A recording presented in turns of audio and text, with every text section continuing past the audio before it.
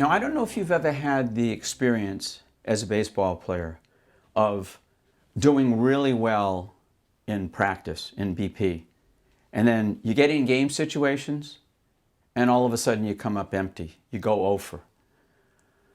I worked with a ball player very much like that, a guy by the name of David. Now, David was an excellent hitter freshman and sophomore year in high school. David got the attention of college coaches that early, and they started showing an interest. And as they started to show an interest in him, he started thinking more about where he wanted to play ball in college. And he got really excited. And the excitement hit a peak going into the summer before junior year. Now, as many of you know, junior year, that's the time of your high school career where colleges are really interested in you. And what David started to do that summer was put more pressure on himself, to produce.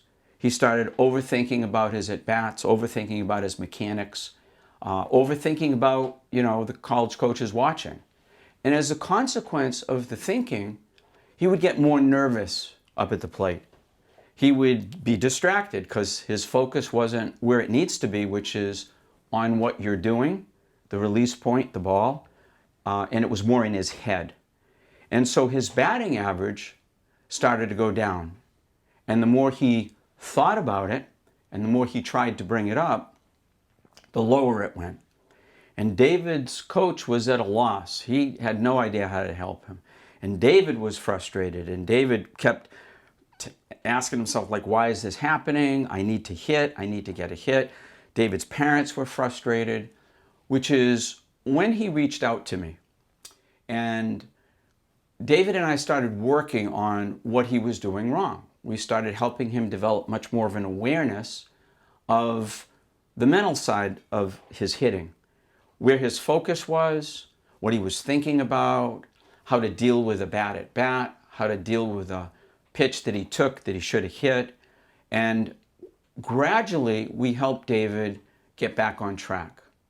Because this is a problem that so many hitters at every level, even from Little League all the way up, struggle with.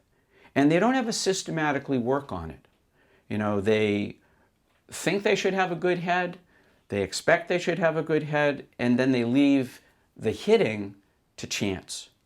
And so one of the things that I developed, because I see this so often, was some training material, some audio material, some books to help baseball players systematically work on this critically important part of their game. Now, David obviously had the luxury of working with me one-on-one, which was incredibly helpful to him, and I was able to coach him. But you don't need to work with me directly to learn to master this side of your game. And I'm sure if you're listening to this right now, watching me talk about this, maybe that's something that you struggle with. Maybe you're a great hitter in BP and you lose your skills. They do a disappearing act in game situations. But I want you to understand this is workable. This is fixable. It's just a question of you putting in that kind of time to this part of your game. And I can guarantee you something.